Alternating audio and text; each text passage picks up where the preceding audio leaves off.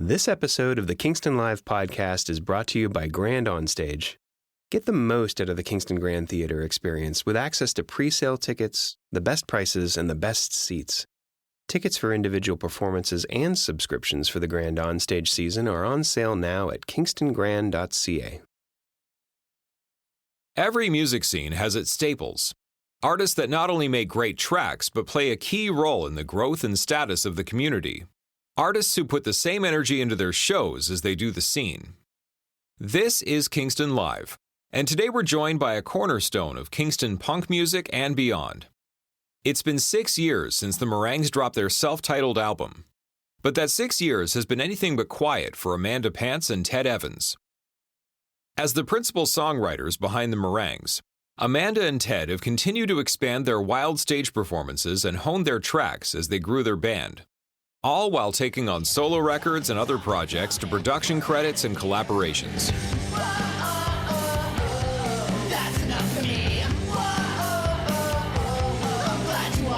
Now they're gearing up for the release of their long-awaited follow-up, Pavlova's Dog. And they've joined us to talk onstage antics, creating music, and why it's sometimes good to meet your heroes.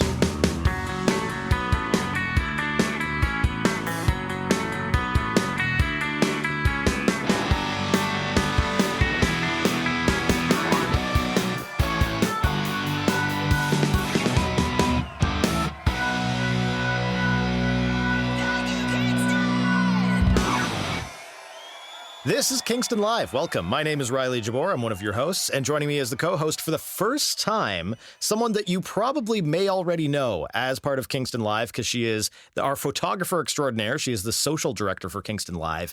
If you are a listener of this podcast, you probably attend live shows. And if you attend live shows, there's a very decent chance that Virginia Meeks has a photo of you. Welcome behind the mic for the first time. Hello. Hello. And joining us as our guests in this edition of Kingston Live, it is Ted Evans and Amanda Pants of the Meringues. Welcome. Hey, Hello. Riley and Virginia. What's up? We're happy to be here. Cool to have Virginia here, too, as a co-host. This is awesome. Agreed. Yep. I felt bad immediately. We're immediately putting you on the spot. So let's talk about all the new stuff with you guys, because you have your new album, Pavlova's Dog, coming out on the 16th of September. That is just around the corner. It's sophomore album. Tell us a little bit about it just to get us started here. Yeah, I don't know. It's about time. Yeah, it's been 6 years in the making. We spent the last little while working on it. A few of the songs go back a few years in the band, but a lot of them were new with this new group, putting them together and working them out with Alistair on drums, Jackson on bass. And the whole recording process was crazy. We were in multiple different studios. We did some drums at Metalworks, great studio, obviously, in Mississauga. We did guitars and mostly just guitars. Yeah, I did like 2 7-hour days at my uncle's place right before they sold it. So it was a big empty house, and I got to make my own little like studio in there, and it was awesome. So did guitars out there to a point that I was like icing my arm between tracks and takes because it was just like consistent guitar and bar chords, lots of bar chords. Then we did vocals at our house, and Amanda, that was kind of fun. I thought you did really well doing the vocals in the booth. Yeah, it was a lot of late nights. We work a lot, so coming home at the end of the day, putting in those hours, but got it done. Didn't feel like we would for a while. Yeah. Got it done. Big thing, too, was it was produced, or I should say mixed, by Ian Doherty from July Talk, who was a big... July Talk's a big... one of our, heroes. We love July Talk, so... connecting with Ian and some of the groups that he's worked with, too, we love. So we thought this would be a really good opportunity to just reach out and ask. And he could have said no, and that would have been fine. But he was happy to work on this stuff, and it was really cool. We think he did an incredible job. I was going to ask about the July Talk connection, because I saw his credits on the first 2 singles for the album, and I know you're both huge July Talk fans. That inspiration seems to kind of come across on stage, too. Is that a conscious effort? I think a little bit. I mean, we obviously try to do our own thing. We don't want to directly rip them off, but Ted will say, I don't know. It's me. I'm the problem, But I will often be like, well, July Talk does this thing. July Talk says this. July Talk in an interview. So, yeah, a little bit, but a lot of bit, for sure. They even have a lyric that's kind of, whose stolen skin do you fit into? And I'm like, yours. Yeah, Maybe yours. a little bit. Can I just like try it on, please? So, yeah, we love them.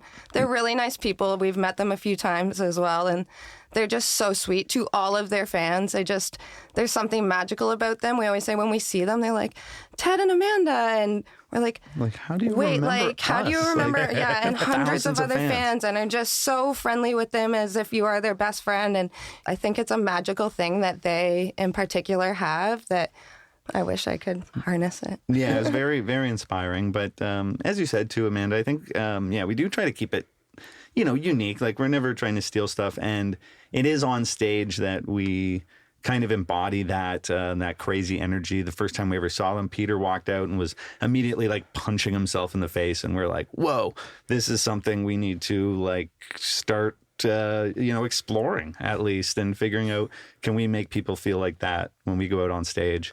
But yeah, musically, I always say they're like a little more bluesy. We're a little more punky. But we saw them for the first time open up for Alabama Shakes, actually, in Ottawa. And I was a huge, and still am, Alabama Shakes fan, and walked in there and being like, Alabama Shakes is my number one band, and walked out being like, July Talk is my number one band, and we need to start a band. So they were huge inspiration. Actually, I think the first time we ever saw Alabama Shakes was on the party bus with you, Riley, way back in the day. So I still feel shame about that because I do not remember Alabama Shake set. I drank 6 beers on that bus and then continued to drink all day at the festival. I remember half a song of Alabama Shakes, and then I was just gone. it was a wild time. It was fun. yeah, I can relate to that. Yeah. I also like the anecdote of seeing July Talk play, and you see Peter punching himself in the face, and you're like, I gotta try that. Yeah. That looks so good. Yeah, it was, I think, just that feeling. Like, Amanda was scared. Like, she literally looked at me and was like, I could see it on her face, and it was like a trigger warning, or like a trauma type of, like, she was like, I don't know what I just watched. And then like seconds later, she's like, but I love it. And I was like, exactly. Yes. And you felt that too. You said that to me, like, we have to start a band. We have to figure this out. And again, if we do exactly what they're doing, we're just doing what they're doing. But yeah, they just made us feel some kind of way, I think, and pushed us out of our comfort zone as audience members. And I think that's kind of the thing we have taken as the Meringues, and like to keep pushing ourselves out of our comfort zones and push audience members maybe a little out of their comfort zones as well. So absolutely. I think it's not that you pinch any of their style or anything, but I think that there's such like a almost twin spirit vibe to it, where they have all these different elements on stage, and then they also have a number of side projects, and you guys have a number of side projects, and the visual presentation of their efforts is very important to them. I just saw a post from Peter maybe 2 weeks ago about these video boards he made for his amps. I love those amps. They're so sick. They're so cool. And it kind of made me think of all the video production you've done and all the stuff you did for your streams with Shook Planet over the course of the pandemic. Not the exact same, obviously, but similar vibes, you know? Yeah, for sure. No, I feel that too. I saw that too. He made those amps for Good Kid, and I was like, immediately just blown away. I was like, how do I do this? Like, I don't know why they keep doing things that I just want to do, but I mean, that's inspiration, obviously, and that's always what it's been, seeing from family members of mine that played in bands to classic rock bands even that I look at. I see it and I'm like, that's what I want to do. Yeah, they've been huge for that. July Talk's been awesome. So to work with just one of them, Ian, who's an incredible guitar player, I always fanboy over his guitars when he's on stage. I'm like, oh, the gold telly. He's got the gold telly. Stuff like that, yeah. It's so incredible to work with your heroes. We mentioned the new album. You said it's been 6 years since the last one. Oh, yeah. Why the pause? I think the pandemic is in there. That was a factor. That came into play. And then another thing, I think, just kind of the rotation of band members we've had over the years, and figuring out whether we are just going to present it as the Meringues are just Ted and Amanda with like a backing band, or are the Meringues Ted, Amanda, Alistair, and Jackson, or who had ever been in the band at that time. And more recently, we are the group now. And that's kind of what it was, I think, more than anything, was that it never felt like the time to record, because on the last album we had members quit in the studio and had to replace them with the producer's son. And it became very much not the band that was playing those songs right after it was recorded. Like, I played bass on the first album, obviously wasn't the bass player and guitar player. And Arden, actually, the Matt Rogalski's son, who played the drums, ended up being in the band for a while. So that did kind of work out. But yeah, it just felt like the personnel was never the Meringues. Like, it was like, why record this band if it's not the band? Yeah, you get stuck in the loop as well of having to teach new members your old songs and trying to jam on the new songs and things like that. It just constantly felt like every time we maybe got a little bit ahead, something would happen and we'd fall back behind and be back at ground zero teaching somebody new all the songs, and felt like we were in that loop for a long time. Yeah. And the new material, like, they kind of came out slowly at first. We had Shambles. I think I found a video of us playing Shambles in 2022, like our first show back from the pandemic. I think we had kind of like worked on it a little bit and played it in like Oshawa or something, just tested it out, and it sounded cool. And then, yeah, we stuck with that one. We had another one on the album, Time to Breathe, was something we bounced around the band for a bit. And then there was a few other ones that were there too that ended up not making the cut. They just got replaced by newer ones that we came up with along the way.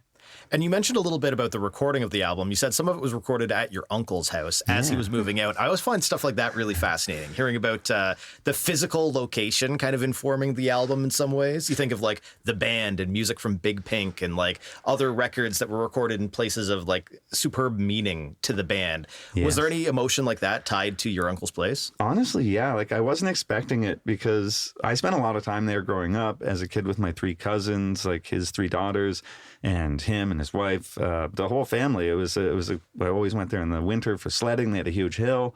It was out in Harrowsmith.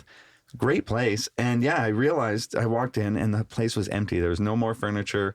And I had that moment. I was kind of like, oh, I don't think I'll ever be in this house again. So there was a real emotional attachment and getting to set up. And my uncle was hanging out upstairs the whole time. And he said to my mom after, he's like, I kept offering him food and he kept saying, no, I'm fine. But all I saw him eat was Pringles the whole time. And yeah, I basically lived off Pringles and Red Bull recording the album. And it was fine. I mean, we made it through. But yeah, that space had a real, I don't know, not only the personal connection, but then after I got to kind of play with it on the album, we called it Todd's Place, just like as if it was a studio. I did see that on the credits, and I had so many questions. Yeah, and Todd's Place is, my uncle's old place in Harrowsmith. It's now sold. Someone else has it, and they're living in a house that we recorded the album in. They don't even know.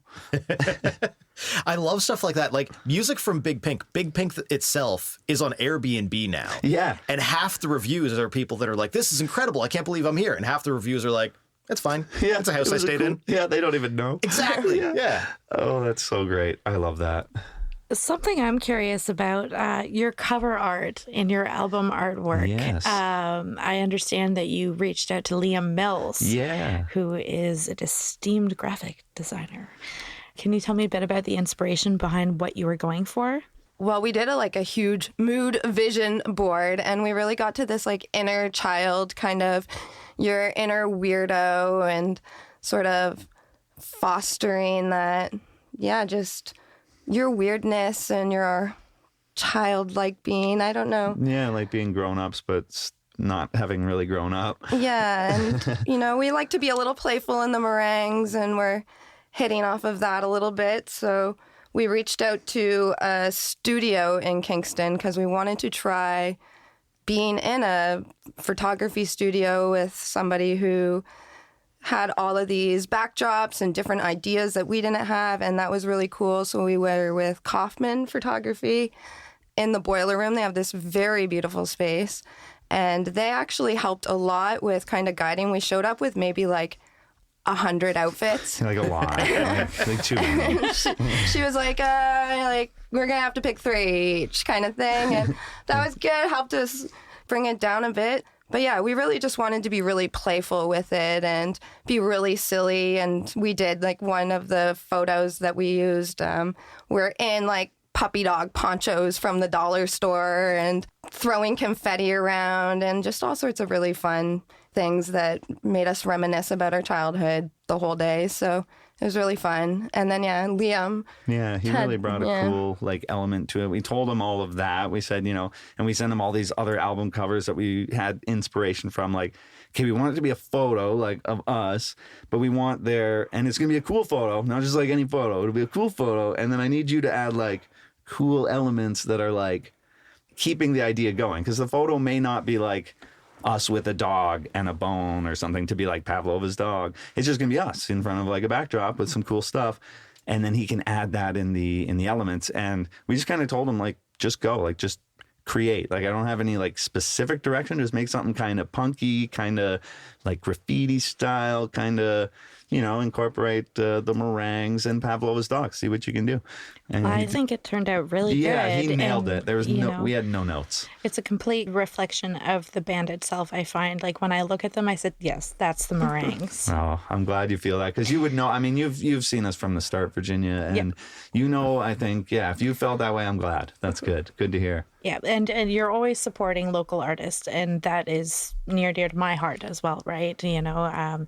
Crazy and Liam Mills. It's just amazing. You're wonderful people. Oh, thank you. That means a lot. Yeah, we love the people around us, and talented photographers like yourself, and like you said, Quasi and Kaufmann Photography. We got to, and Bohemian Beauty did our makeup and hair that day, which was cool. We were glitter on the lips and all this stuff. It was so fun. Oh, you went all out. Oh, yeah.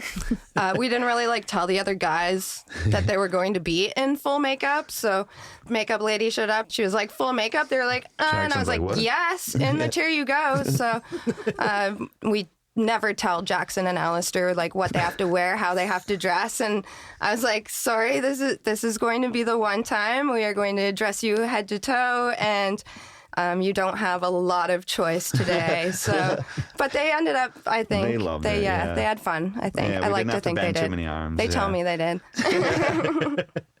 Well, we're talking a lot about the new album. We're talking about the new album art. Can we talk about a new single? Are we going to throw to something? Yeah. I think we passed over Royalty to take a listen to. That was the advanced single from the album. We shot the video over at the Spire with Josh Lyon. That was such a cool day. Well, I say cool, but it was hot as hell. No air conditioning in the Spire, but beautiful space. We were all dressed in black and just rocking out and sweating all over everything. So I'm also extremely afraid of heights, and they have this balcony in there, and it's one of the reasons we picked the place. But when we got in there, I didn't realize it's actually slanted and all in a weird, you feel like you're gonna fall over if you sit in the, I was afraid for maybe the first hour to even be on the second level. I thought I was gonna die. I thought that building was going to cave in. It was so scary. No, luckily it didn't, and we got a good video for Royalty. All right, let's throw it to it. This is the Meringues, Royalty, their brand new single off Pavlova's Dog on Kingston Live.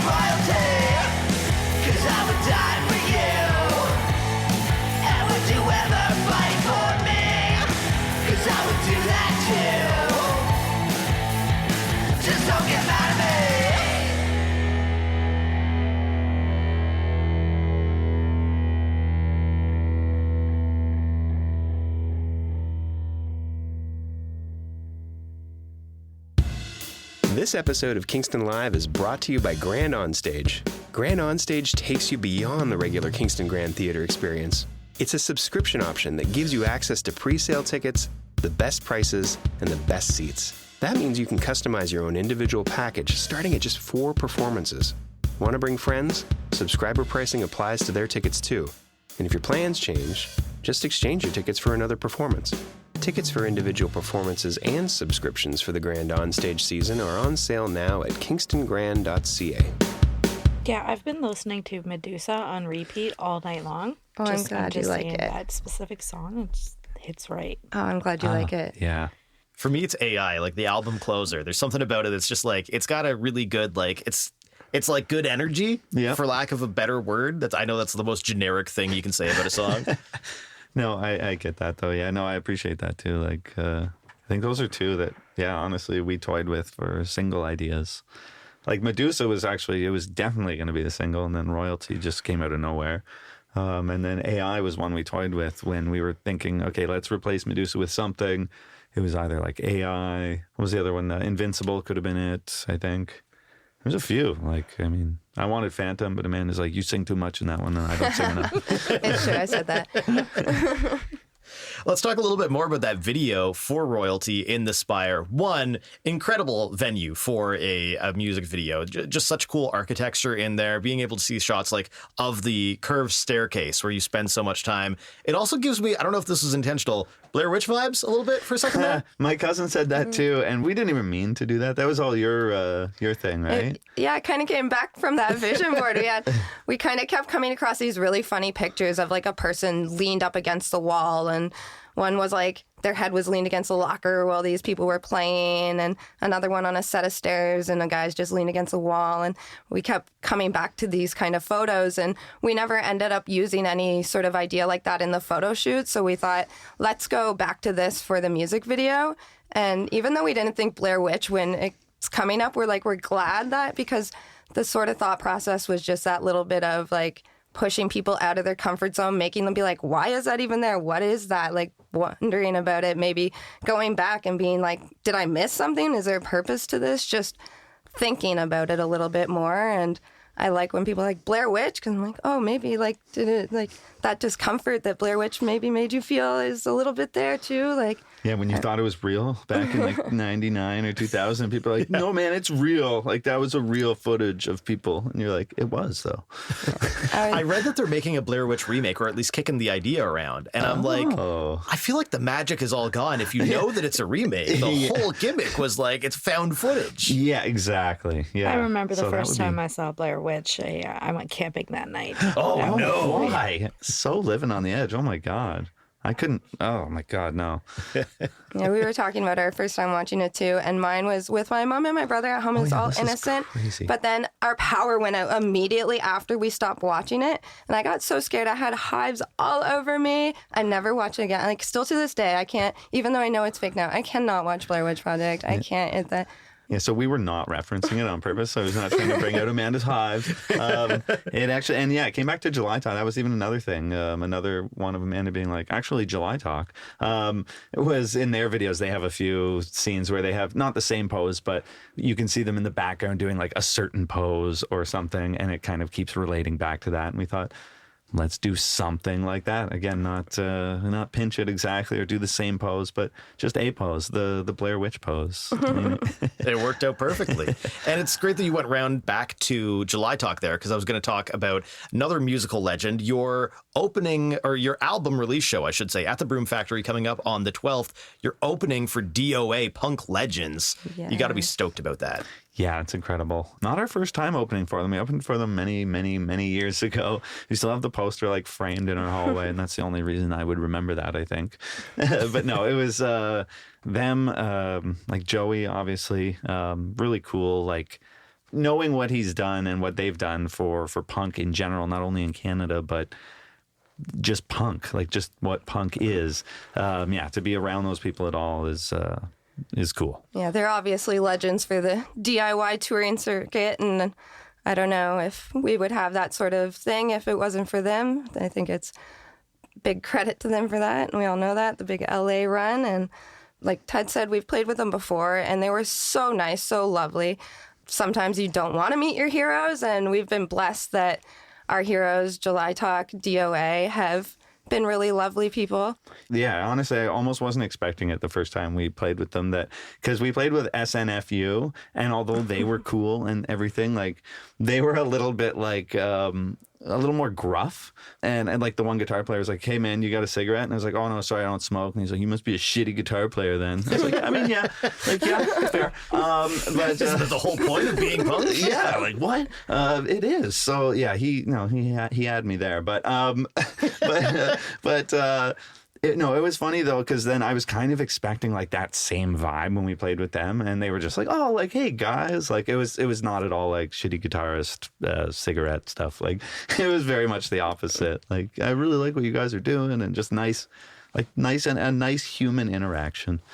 Yeah, I actually always credit the name Pants a little bit to Joey Shithead, and his book I Shithead. He has a little bit in there where he talks about not really finding his identity until he kind of got his nickname. That's kind of when I was coming up with the Pants. How do you say that? Moniker. Yeah, so no, it was just a big inspiration, and I really related to that. I never really liked my name growing up, and now it's like Pants is it. It's as real as it gets. There's no question that's my name, and yeah, huge inspiration. Yeah, awesome. I don't even think I know your real name. Yeah, a lot of people don't. And I won't tell. Yeah. So you've gotten a lot of traction with your single release, Shambles, with different publications inside and outside of Canada. What % of this job would you say is mostly networking and sending emails? Oh yeah, a lot. I wish I could say it was like 1 to 2%, and I got to just do music all the time. But no, yeah, that's what I mean. That's most of it is just getting your name out there, getting the word out there. I mean, how many songs drop to Spotify every day, right? Like literally like millions every day are dropping on Spotify, and it's like almost like, why would anyone listen to anyone's music or like our music? So let's tell some people why, or just get the word out there a little more. And yeah, when it clicks and it's cool and you get on some playlists and people around the world are like hearing your own song, it is a cool feeling. So it's not only just for like there's promotion and there's, yes, getting the name out there, but just that real experience of like, I wrote a song and there's like someone in Germany who like heard it and it's like, that's a cool song. And that's just an insane feeling as a songwriter in general. Like, that's just cool. Yeah, that's really amazing. I have nothing because, like, kudos to Teddy does, I'd say 98% of the behind-the-scenes work. No, I mean, of things like the emails and the boring stuff, sure. But no, you guys all help a lot. I could not do it without the rest of the group. That's very true. Would you say there's like, not only with the time commitment, but is there a secret sauce in a way to reaching out to these publications, or is there like a ratio almost of the number of resources or publications you reach out to versus ones that kind of get back to you and get somewhere? I think, yeah, there's kind of, you have to like know it's a bit of a numbers game. Like you're going to reach out to all the big ones, of course. You have to, if you're doing a list at all, hit up the big ones, because the worst they can say is no, which a lot of the time they do. And that's fine. They're not saying no because it's not good. Sometimes they don't even say no, that they say nothing because they got 1,000 million emails that week and yours was just, lost in the flood of emails. So you can never take stuff like that personally, obviously, I think, as a songwriter or anyone releasing music or anything. But yeah, when the ones get back, you have to, obviously, in the first release, we did a similar thing. We sent out to a lot of people, and the ones who wrote about us, obviously, we send to them again. And they, a lot of time, write again because it's like, oh yeah, band we've written about and know that, they're still active. And it's kind of like a mutual thing, because I know that working in radio too, when you get sent all these press releases, some are kind of like not really worth your time almost. And you can kind of prove that it's worth their time to put it on their show or do an article about it. I think that's kind of the thing. And then also cold calling kind of is like a good start. But then the opposite side of that is going in with contacts that actually do know people and are going to vouch for you. It's not just you going, hey, my band is great. Because obviously you're going to say that, and they have 1 million people again emailing them going, hey, my band is great. We put out a song. Like, of course you're going to say that. And if they opened every email that said that, I mean, they'd never get anything done at work. So it's just, I think, just being realistic and not taking any of it personally. That's good advice. Yeah. I mean, it seemed to, like I say, it seemed to not like work. Like it's been good. We have gotten great response, but it totally could have gone the other way too. It's not because, I don't think it's because of the quality of music or anything. If your song, like if it didn't get written about by some publication, I wouldn't have been like, well, that's a shitty song. You know, it's never how it's going to be. So it's just been cool again to have people writing or thinking about our music at all. I'd say some of the feedback I've noted is that, like, when we're trying to network with people, they might ask you for something like, oh, well, I'll play this song. Can you give me this radio clip? Could you give me a little bio? Could you give me an exclusive quote? And when we get back to people, we're hearing, oh, wow, you guys got back to me so fast. You're so professional. This is super awesome. Thank you so much. You wouldn't imagine how many bands we drop or start to ignore because they're just not getting back to us with these requests. So I'd say get back with those requests. If you can't, like, at least respond back, do something, because that goes a long way. It does, yeah. And yeah, I know that from the other side of the industry. Like when a band is responding or a PR company is getting back to you and going, yeah, thanks, man. Like, I appreciate you playing that song. You're like, okay, this is just a cool person at the other end of the line. I'm obviously going to work with this person. So, you know, that's it. I was going to bring it back to your stage performances because I've been a long time watcher. I think it's been like 10 years. Yeah. Do you have a pre-ritual for all that energy, for how manic the interplay between the two of you is on stage? Not really a ritual. Like we always like to say it's not really preconceived. Like the only thing that definitely happens every show is me getting strangled with a mic cable. It's just too fun not to do it. Yeah, like we know that's going to happen. Well, but that's what had me hooked. Yeah. And it's, you know, it's not even, we don't even like practice that. I just know it's going to happen. I know I'm going to have to hold my breath a little because I won't be able to breathe while soloing, and that's fine. But yeah, the other stuff just kind of happens. But we do have, like, I would say, talks between us every now and then just to check in, make sure, you know, no one's too upset, because sometimes a little bump might, just in the wrong way, might upset, you know, one of each other. But your line is, if you're not having as much fun on stage as someone else, that's your own fault. So just start having fun. And that's true. That's the thing you always say to me that gets me kind of like, you know what, you're right. Just let everything go. But there are still lines. And I think that's what the talks involve too. I always say, like, shall I talk? When Leia wrapped Peter up in duct tape the one time, like wrapped his face and his eyebrows and his hair, I was like, just like anything but like duct tape on the face and hair, please. Like, okay, that's my one thing. We were at the Bannock Shack a few weeks ago, and there was a giant spider in the corner of the stage, and I was like, if you want to see a real show, someone come put this spider on Ted. And he was legitimately afraid that someone was going to do that, and he was so mad at me. He come over and he's yelling at me like, why would you say that? And I'm like, no one's gonna come put this spider on you. I was so convinced someone would. I was like, I don't know what I'm gonna do. Like, so that line was crossed. Don't put a spider on Ted. Or it'll become sunburned. Yeah, like a sunbaked spider. Even if it's that's the only one I might accept. But yeah, no, it's kind of funny. I don't know where the energy comes from. I think it is a little bit of like an alter ego before stage or getting on the stage. I'm a little like, no one talk to me, don't look at me, don't touch me, which is funny because usually everyone's coming up to you being like, are you excited? You're so excited, right? You're excited. You're going to like, yeah. And I'm like, don't even look at me. And then when I'm done, then I'm like, yeah, okay, let's go. That was awesome, right? Like so much energy. But before stage, it's just mental preparation. Yeah, that's it. Just in the zone. Don't look at me. It's before the Red Bull and Pringles kick in. Yeah. Yes, that's right. That's right. And yeah, same thing. I think on stage, I just do the setup. I'm already sweaty before we've even started. And then it's like, just go, I think. And if I'm not having as much fun as Amanda or someone on stage, I just got to give my head a shake and just start dancing again and have some fun. Hell yeah. Your sophomore album, Pavlova's Dog, is coming out on the 16th of September. Your release show for that record is just a few days before at the Broom Factory on the 12th of September, opening for DOA. Meringues, thanks so much for coming in, guys. Hey, thanks, Riley. Thanks, Virginia. Yeah, thank you for having us. Thank you for going. Woo. This has been Kingston Live. If you've enjoyed this podcast, please share it, tell a friend, or subscribe on your platform of choice. For show listings, artist info, and all things Kingston music, check out kingstonlive.ca. Kingston Live was produced in Kingston by Soundwise. Hosted by Riley Jabour and Virginia Meeks. Voiceovers and technical production by John Sanfilippo. Writing and research by Peter Sanfilippo. Executive producer Rob Howard. We'd love to hear from you. Email us at podcast@kingstonlive.ca.